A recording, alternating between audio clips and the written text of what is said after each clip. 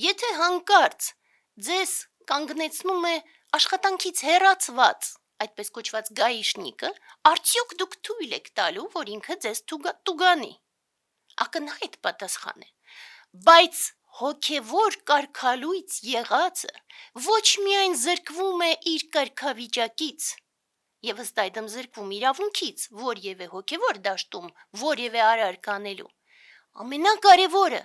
նա զրկվում է աստվածային բարեշնորհությունից, որ կարող է պարգևել նրան Աստվածը միմիայն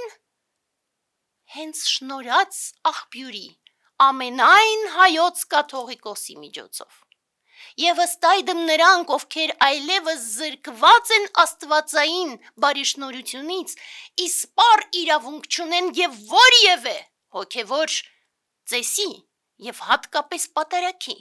եւ դրա համար այդ բոլոր պատարագները այլևս ոչ միայն պրոֆանացում են, այսինքն ոչ միայն պարզունակացում են, շատ ավելի դաժան, այդ ամբողջը սրբապղծություն է։ Եվ հենց դրա համար մենք անվանում ենք Նիկոլին այլևս ոչ միայն դավաճան, ավելի շատ մենք անվանում ենք նրան նեռապաշտ, որովհետև միայն նա, ով որ ենթարկվում է եւ երկրպագում է նեռին, կարող է նման չարիք անդադար գործել։